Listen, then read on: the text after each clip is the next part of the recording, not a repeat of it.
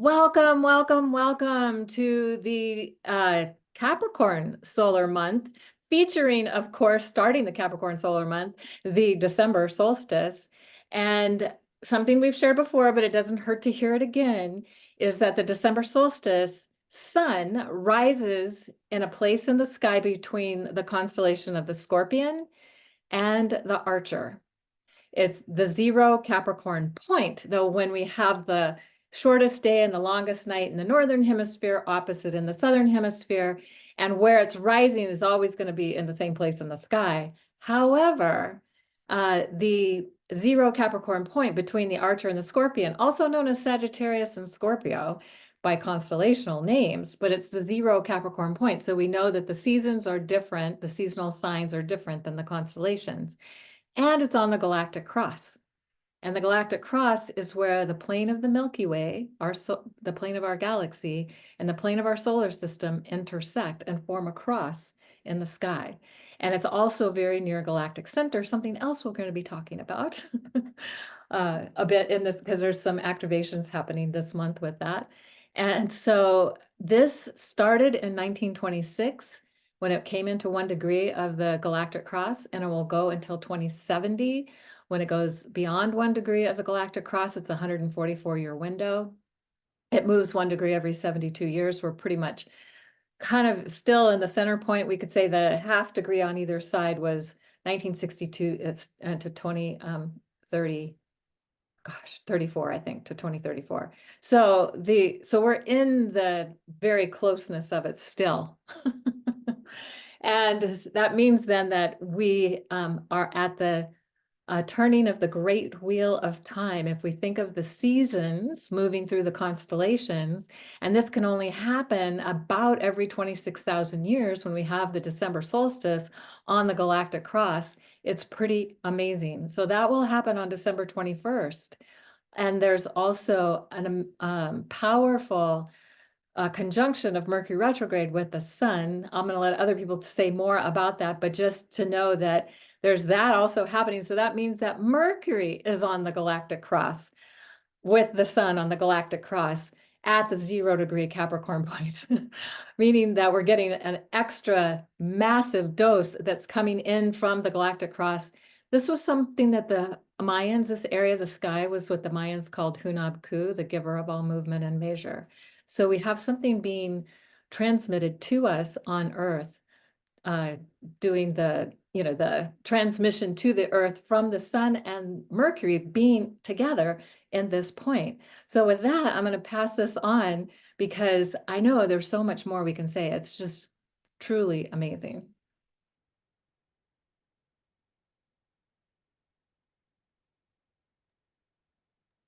All right, I'll go. Yeah, so I'm really excited about this solstice with this Mercury Sun conjunction at 0 degrees in the Pacific time zone. The solstice, I think, is around 8 something. The Sun ingress is Capricorn on the 21st, and then the exact Mercury Sun conjunction is on the 22nd, but it's all still in the solstice energy. And when Mercury meets the sun, it's called Cazimi because Mercury's moving through the heart of the sun. In the heart of the sun is what Cazimi means. And this is essentially this seeding of the next 4-month Mercury cycle. And soon Mercury will rise as morning star.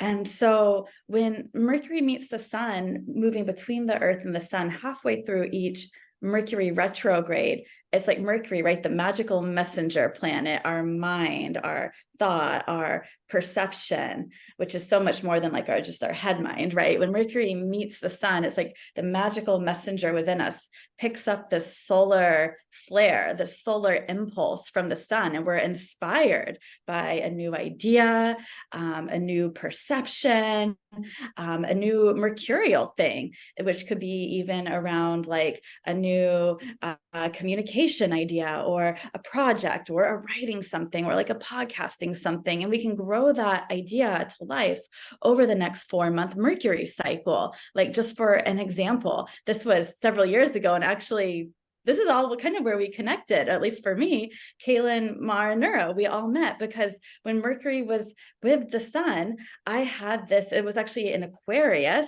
I had this like solar inspiration from the magical messenger to do this like Mercury Retrograde alchemy summit. It was like Aquarian, like a flash of lightning, right? Like instant download, the name of the summit, everything about it. I was not planning on doing a summit. And I wanted to, like, the magical messenger was like, teach people about there's a magic to Mercury retrograde. It's not a bad thing, right? There's this beautiful alchemy to it. Now, this Mercury retrograde, right, is going through Capricorn and Sagittarius, but my point of sharing that was I had this idea for the summit, and then literally over the 4-month Mercury cycle, I grew that idea to life. And at the very end of that 4-month cycle, as we moved into the next Mercury cycle, I hosted the summit. And so, like, really pay attention on the solstice. What ideas are coming to you? What are you inspired by? Like, don't let those just come and go, you know, like water going through a sieve. Like, you might write it down. You might, this is Capricorn, right? Embodied wisdom. You might feel it in your body, because I sense there's something that Capricorn, right? It's our roots. We root down and then we grow something from rooting down. That's something, some new idea, some new way of seeing something wants to come to life. And this, you know, the solstice chart kind of gives us the look at the next 3 months ahead till we go to the equinox, which is kind of similar, a similar length of time to the 4-month Mercury cycle. So I just sense something really, really exciting happening. And we might not even know. I don't always know, like, I don't always like, oh, I had this inspiring idea this day, but like, feel it in your body. And it can be amazing to go outside. It's amazing to watch the solstice sunrise and sunsets anyways, but to go outside and watch the sunrise and sunsets, but also feeling that solar energy that's infused with the Mercury energy, and let it like ground and root in your body. Yeah. I love so much that reminder that we met also, like the gathering comes from the magic of Mercury retrograde, and your summit is like such a nice opportunity that we missed if we are just going outside and doing things. And I think in this solstice, that is emphasized as well with the trine to Jupiter in Taurus and then sextiling Saturn in Pisces.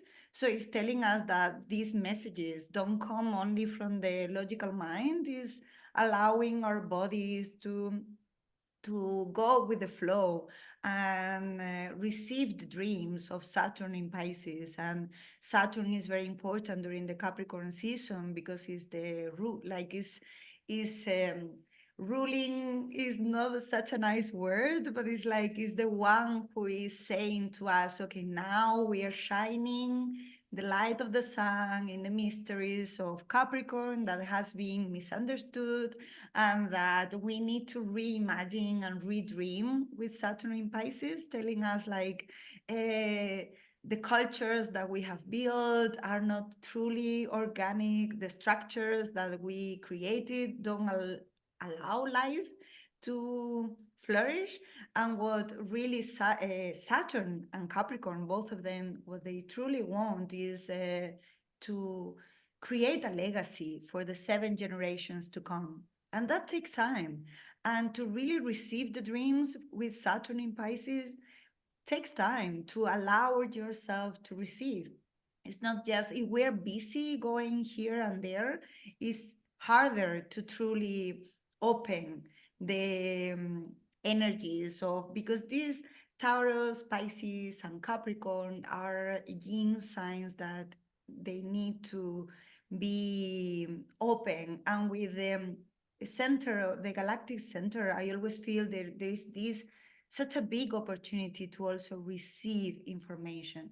So I think the whole Christmas holidays feels like the within the busyness of the dinners and lunch and family and gatherings, to really take time to be in our own space as well, and to truly receive what is our dream for the next year and what is the body really longing to create for the next year, and what is it in the long term, because Capricorn always really have this long-term vision, and it's like, what is your mountain? What is the challenge that you want to climb just because it's yours and it's a pleasure to do it? It's not an external reward to do that. So I think it's not that the desire of creating something is coming from the inside, and is coming from that receptive energy with the solstice, and that is emphasized throughout the whole month, I think. Yeah, I love all of that. And I do really sense and pick up the theme of embodiment, but at the same time as the turning of the wheel. And I'm always such a fan of reminding people that the energy that is set at any equinox or solstice point really carries through the whole season. And so we can be, especially while Mercury's retrograde, reflecting on what was initiated at the Libra equinox, and maybe how some things have shifted relationally, what new insights have come through. And then now that we have this Capricorn solstice, where we're getting this opportunity to really descend within ourselves, we have all of these signatures all over the ingress chart of embodiment. So the moon is in Taurus upon the ingress of the sun into Capricorn. So also with Jupiter, really reminding that whatever these insights are, whatever this new information is, it's going to be found inside our bodies. And I think that's also the reminder always with Mercury retrograde, is as we are seeding a new thought cycle, we really get this opportunity to kind of get out of our own way, like especially if we've been locked into a bubble or a certain strategy, thinking like, this is the way to do it, this is the way I need to build, or this is the way I need to move forward with my plans. It's like we get this beautiful reset of like, maybe there's something completely outside of my trajectory that gets to come in and help me initiate something with more alignment right now. But that alignment is really going to come from inside the body. There's also there's an opposition between Uranus in Taurus and Venus in Scorpio upon the ingress as well. So I think that is going to ripple through this entire season too, where that's also really inviting us to understand the relationship between our body and our wisdom and our insight and our genius, which is all coming through with Uranus and Taurus, and how that is manifesting through relationships with Venus. And maybe what's the push and pull, or where are we getting shown more about our values and what's important to us, and who are the people that get to be involved with what we're creating? And is there maybe something that we get to release control around by maybe coming into a greater truth? Maybe is there an opportunity to reset our point of attraction or our magnetism with Venus here? Is there maybe some deeper connection with our psychic faculties as well? Because Venus in Scorpio, it's like she's in the dark, but since she can't see as much when she's in the soul cave, it's like her senses of psychic perception really turn on and get stronger. So there seems to be this deepening of all of these yin and traditionally feminine qualities of being really connected with our psychic ways of knowing, our embodied ways of knowing. Maybe there's something about this rational plan that we just get to let it go and see what else wants to come through. Beautiful. I love that. And I just want to say about Scorpio too, Venus and Scorpio. One of my favorite ways of looking at her is she is the sorceress. Also the sorceress witch meaning wise one, sorceress meaning somebody who connects with source to bring forth what it is that they're wanting to manifest. So we could also say she's a mistress of magic and manifestation, and Uranus is there to help disrupt anything in the way of that. So that is such a brilliant thing that's happening around this solstice. And again, I love this, it is the seed point. It is like a new moon point when we have a shift like this, and especially because in the Northern Hemisphere, it's the longest night. It's the greatest amount of darkness that we experience in the year. And then working with the grandmothers, the grandfathers, the elders, the wise ones, asking for their help and their guidance, and trusting that as Jamie said, or Mar said, our actions are affecting the generations to come. And I don't even limit it to 7. I say several. because because you know, I don't know. And also the generations and back, because we're the ones that are here bringing the change of the old traumatized conditioning that all of us have experienced in some form or another, and that it's our opportunity to stop that, to not continue to send that forward into the future generations, and it also helps to heal it in from our ancestral lineage. So these are some of the amazing things that are possible at this time with all these Mercury conjunct the sun, and also we're going and then all the other things that have been mentioned, but also the Mercury's going back into Sagittarius on December 22nd, so still in the solstice window, and it's going to cross back over Galactic Center. It's already been over the Galactic Center at the end of November. It's going to do it again on what day is that? The 25th, December 25th. Oh, Christmas Day. And then it'll come back across it again in January after it goes direct. So there's 3 times, and that doesn't happen but every 6 or 7 years based on how the Mercury cycle works. So that it can retrograde back and forth over that point that many times. So this is big. This is big. And we're just starting. I think we're at the middle point of getting whatever the downloads are from Galactic Center, from Mercury and Galactic Center, and also Mercury on the Galactic Cross at the solstice and all of that. So, and then Mars is going to also cross Galactic Center, and that's going to be on forget the date. I thought I wrote it down, but I don't know that I have it written down properly. Because it's going into Capricorn on January 4th. Maybe it's December 31st. That's what it is. December 31st. It's crossing over Galactic Center also. So we're just getting this massive download from the center of the galaxy. And this was, again, the place where the Mayans saw it as the source point. It's like where everything births into this galaxy from the center of the galaxy. So we have access to that source as well. Kind of amazing. So I think I'll just leave it there and let's see what else everybody has to say. I would love to talk about that Mars in Sagittarius going, because we can feel it already. Like it has that visionary quality of saying like, what's the truth, the explorer, the faith that we truly need it. And with Mars, it's always very important that the action that is very emphasized at this time with the North Node in Aries, like it's a time to truly take action.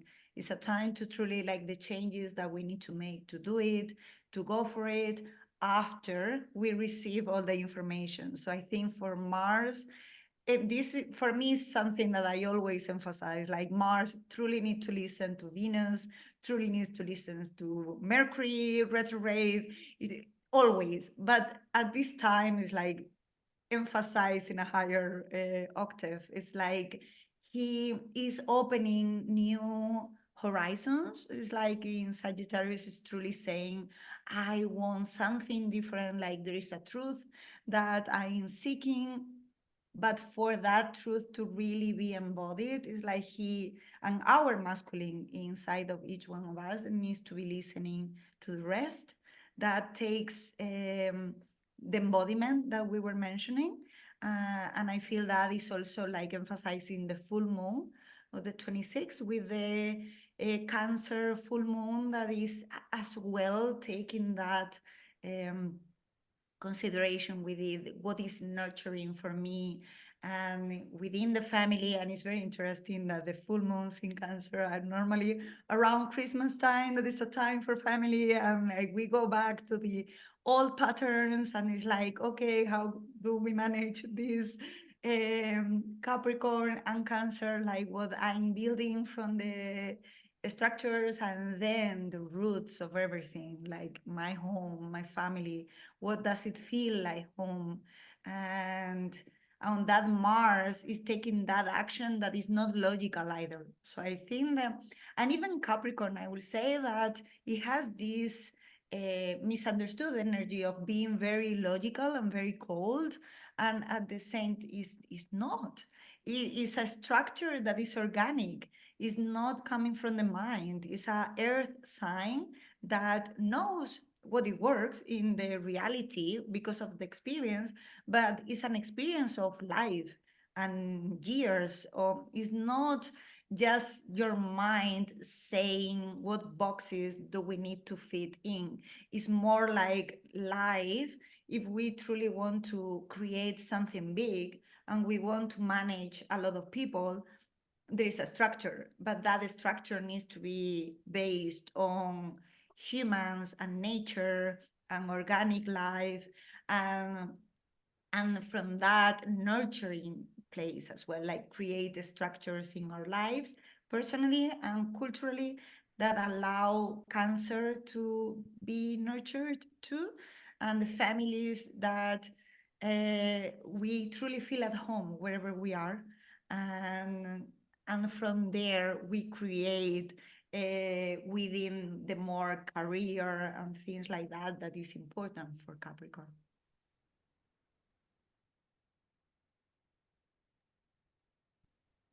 I love that, Mar. And I also, this is just like, I'm thinking in the moment as I'm hearing everyone share, this is the last Mercury retrograde that we're going to have, where Mercury is retrograding through Capricorn, where Pluto is also in Capricorn, because the Mercury retrogrades next year are all going to be in fire signs. We have one that starts at the beginning of Virgo and goes back into Leo, but we're moving into fire Mercury retrograde. So we're closing out our Earth Mercury retrogrades, which has been a theme over like the last 2 years, essentially.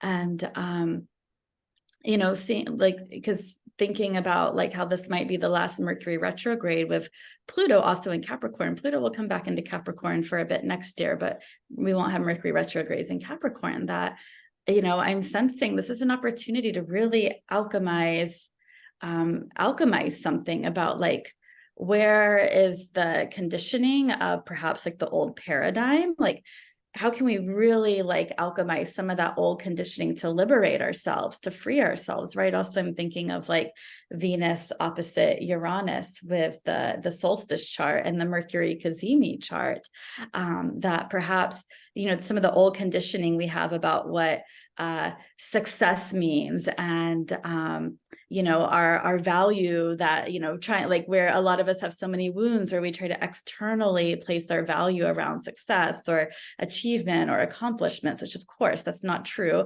Our essence is so whole and worthy and complete, just being who we are. But I see this really powerful opportunity to kind of transmute some of that old conditioning about also doing, and like linear creation, which we know creation is actually not linear, right? The feminine, it's spiralic. I'm on a big kind of slowdown right now on creation with having a baby. And it's been for the first time in my life that I've ever given myself this really like yin cycle where I have like no standard or concept of progress right now, which has been actually really liberating and freeing. And it really is opening up my creative energy on a new level. So I just like there's something really, really powerful to alchemize about where the conditioning of the old world or the old paradigm, however you want to say it, the patriarchy, however you want to say that, has still kind of a lingering like hold on us. And so we can liberate ourselves from that. So we can really create from like embodied wisdom and embodied heart. And I just love that Mercury is going back into Sagittarius, into the Galactic Center. So it's like, thinking about Capricorn, it is connected to the legacy. I think someone spoke to that, Mar or Nura, or Kaylin, you all kind of spoke to that element of Capricorn, and we are here to create and to leave a world a better place than it was like when we came here. And so to really connect in with like, what are we wanting to create to make this world a better place? And as Mercury is going into the Galactic Center, into Sagittarius, it's like we can get that inspiring visionary idea, and then Mercury will go, back into Capricorn post retrograde. And I feel like we can really perhaps receive some wisdom too with Saturn and Pisces, like Mara, you spoke about. We can receive some wisdom on what is it that we're really wanting to create here, and then getting out of the way of ourselves. So we're not stifled, where our creativity is not stifled by ideas of like rigid ideas of success and I have to make progress, and like that's so stifling to our creative energy. So I just feel something really powerful there. And Mercury's meeting Mars very close to the Galactic Center, not quite in the Galactic Center, but like kind of maybe on the event horizon, kind of that area. I think it's December 24th. I think I could be like wrong on that day, but it's like around that time. And so Mercury is stationing direct, still conjunct Mars. Mars is just on the other side of the Galactic Center. Mercury's on the other side of the Galactic Center at 22 Sag. And so, but there's still this Mercury-Mars conjunction, like on both sides of the Galactic Center, which I think is really fascinating. So I feel like as Mercury goes direct, it's like, we're now inspired to take some type of new action and to do it in a new way, because Mercury retrogrades are about reframes. So we get to reframe our old ways of perceiving from maybe how the old paradigm has had a hold on our perception. Now we have this like, new way of perceiving where we're not so stifled by the old conditioning.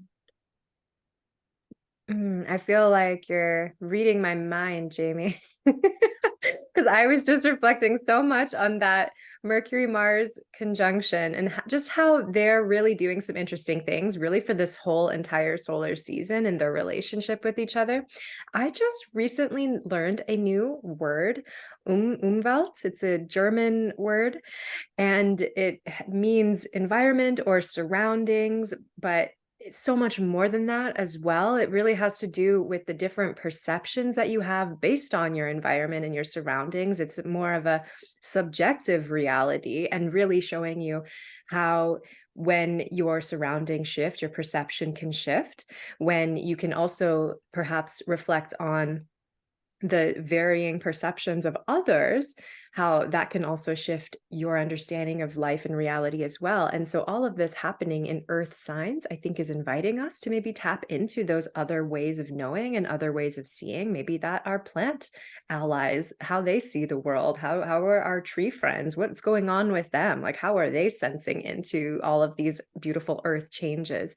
How can we maybe reconnect with those more simple ways of knowing? Or we say simple, but maybe it's kind of complex for us. Like, we're trying to understand this. We're actually so busy making our problems so complicated, when maybe the answer is found in something really simple, like remembering to breathe, or remembering to put our bare feet on the ground, or remembering that we're cyclical beings and we're just kind of going with the flow of this ride. So to me, it seems like we're getting this opportunity to just shift our filters a little bit.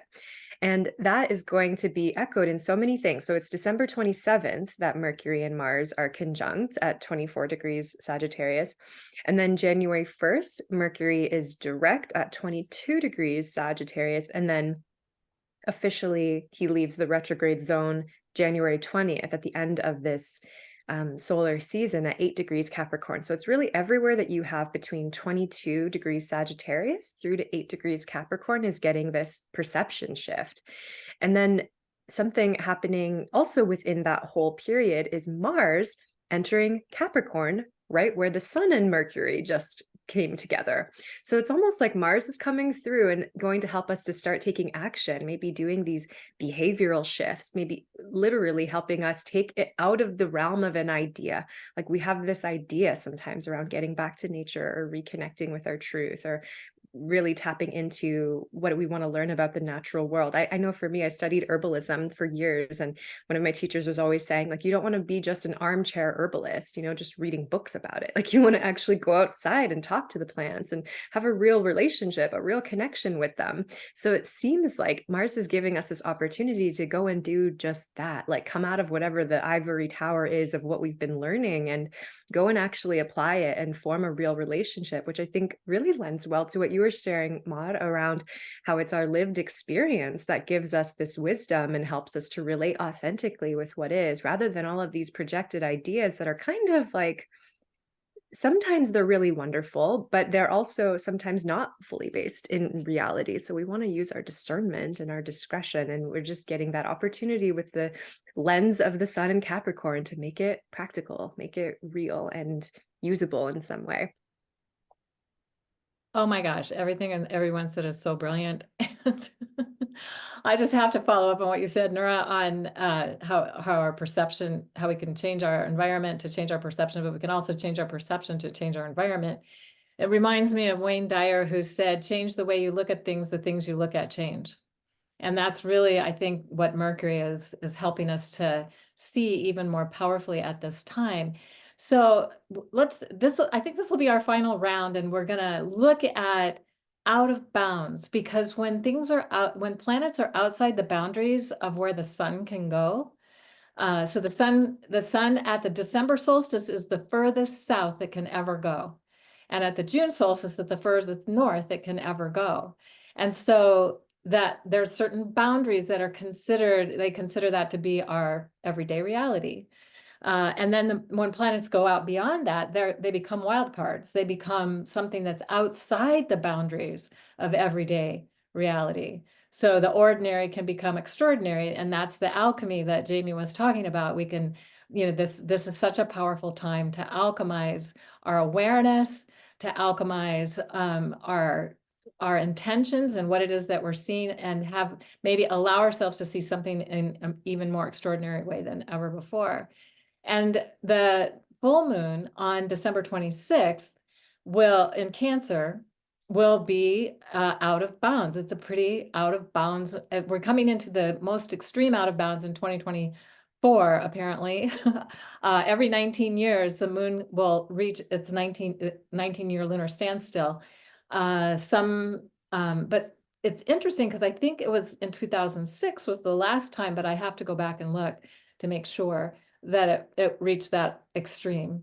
And then 2024 is 18 years later, but it might be that it was 2005 that it was even more extreme than in 2006. So 2024, it's going to be at its most extreme. So the full moon, this is just a little preview of what's coming. The full moon on the June solstice, 6 months from the December solstice, will be the most extreme out of bounds full moon.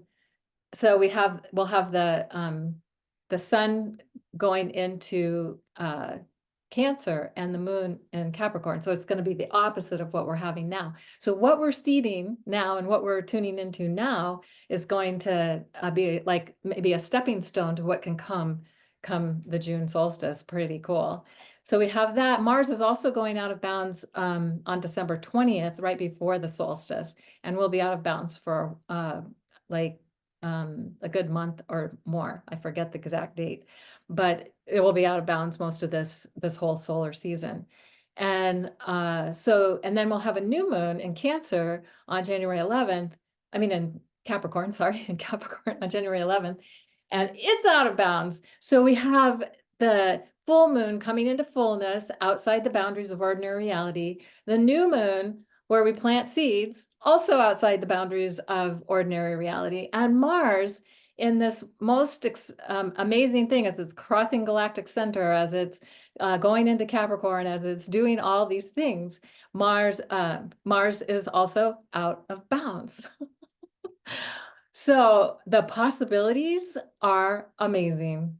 So let everybody we're going to wrap it up, but let everybody have a opportunity to speak into that a little further, or whatever else we missed. I love the reminder of as deep as we're willing to descend at the Capricorn solstice as high as we can ascend in the Cancer solstice, or the opposite extreme of light. So I think that's just so wonderful, Kaylin, how we have all of this out of bounds energy really stretching us. I think that's what it is. And for me, whenever I tap into Cancer Capricorn, my inner child is like right there with me. I always think there's some connection of inner child and inner elder, and how are they communicating with each other? And then like, I'm just me in this present moment, but both of those aspects of me are also present. And I feel like that might be part of where this sort of sourcing is coming from, sort of sourcing from these different extreme expressions of self, and maybe those different perceptions that my inner child would have versus my inner elder, and how can I kind of synthesize them and integrate them here and now. So I think it's really exciting, and it's really, I think, a nod too to remind ourselves that we can be so productive doing this inner work. And that is such a flip of the script of what typically being productive we think it looks like. It's like, oh, I'm actually doing so much when I'm sitting here hanging out with my inner beings.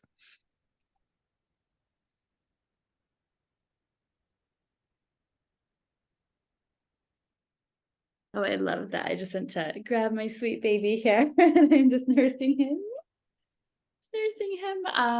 But just one other thing I wanted to mention is, someone might have spoken about it while I was going and grabbing my sweet babe, is that Jupiter goes direct, right on December 30th, right before Mercury goes direct. And so, you might look at the time period, September 4th which is when Jupiter went retrograde at 15 Taurus, to now December 30th, where Jupiter is going direct at 5 Taurus. And kind of looking at perhaps even where Taurus is within your chart. But while Jupiter's been retrograde in Taurus, it's been this really call to really connect to the wisdom within, right? Jupiter is higher wisdom, and it's the search for higher meaning and purpose. And Taurus is so much about the body and embodied wisdom. And I sense as Jupiter goes direct, it might feel like energy might start to flow more on what we're inspired by,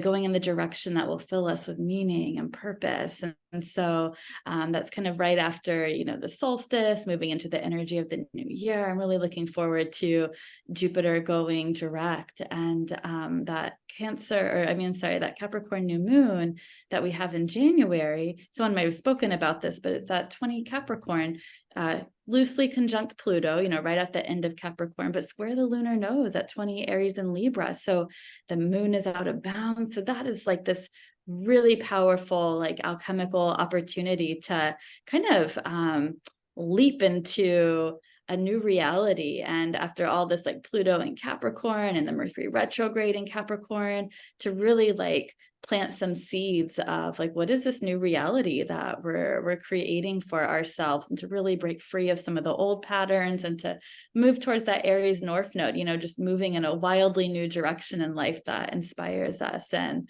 lights us up. Love that. And I have to say, Jamie, that you are like the model for Cancer Capricorn energy for the full moon. It was like perfect. Like I'm nursing my child while I'm doing my sacred work for the community. It's like, this is the example, right? Like this real life. We are not just talking about the mysteries. We are the living mysteries. And I was seeing you and it's like, that's the full moon.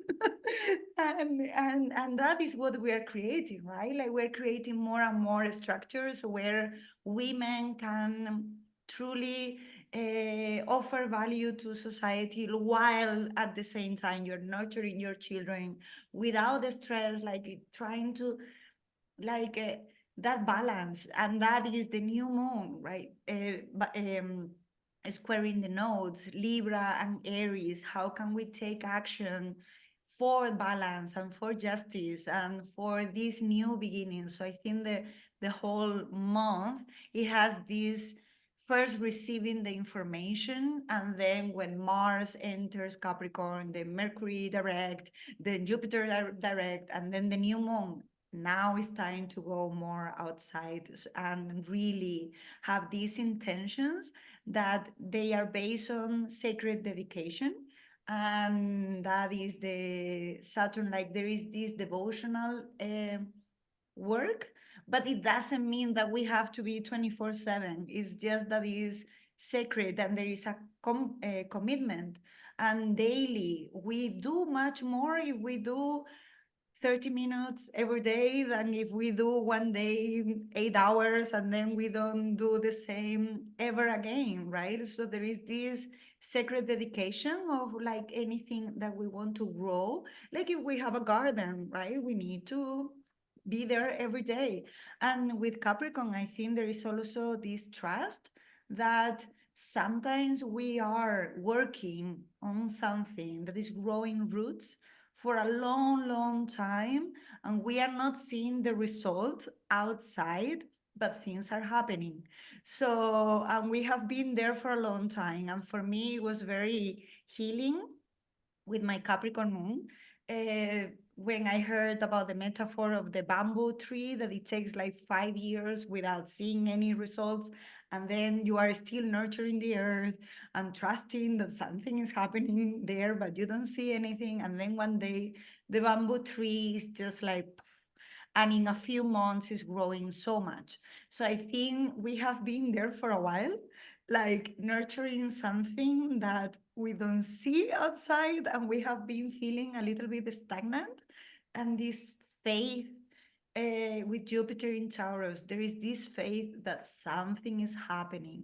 Something is happening under the surface. So just trust that one day pineapples also take a long time to bring, like the fruits. So it's like the fruits are happening, but we still need that dedication of nurturing the earth at the same time and trusting.